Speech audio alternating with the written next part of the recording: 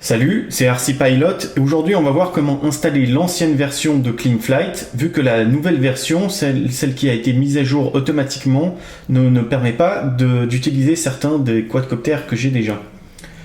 Pour rappel, quand j'essaye de me connecter, j'ai ici un message qui me dit qu'il faut mettre à jour le firmware et après de multiples tentatives, je n'ai jamais réussi à mettre à jour le firmware sur mon quadcopter.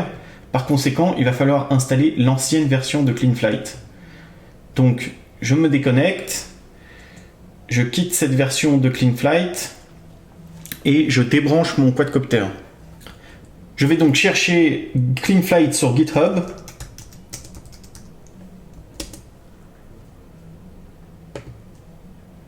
Me voilà sur le site GitHub, sur la page de CleanFlight. Je vais donc aller à la racine ici.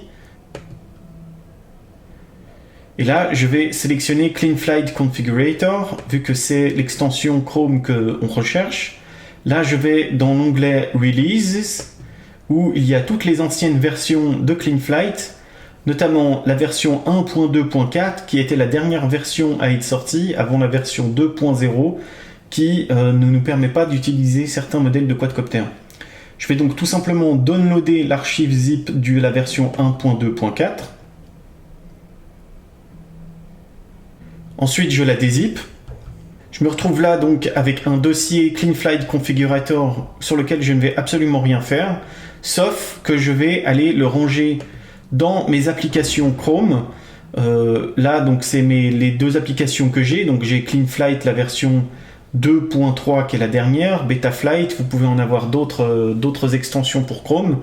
Donc moi, je vais ranger ce dossier là-dedans. Rien n'empêche que vous le rangiez ailleurs. Moi, c'est simplement un endroit où je suis sûr qu'il va rester.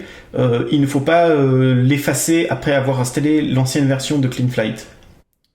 Donc, une fois que ça c'est fait, je retourne sur Google Chrome. Et là, je vais tout en haut, ici où il y a les trois petits points, dans Plus d'outils et Extensions.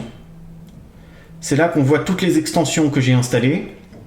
Et pour pouvoir installer l'ancienne version de CleanFlight, il va falloir cocher ici Mode développeur, ce qui nous permet ici de charger l'extension non impactée. Je suis donc là dans le dossier Application Chrome, je sélectionne CleanFlight Configurator et j'appuie sur Sélectionner. Et voilà, c'était aussi simple que ça. La version 1.2.4 est maintenant installée en parallèle de la dernière version 2.0.3.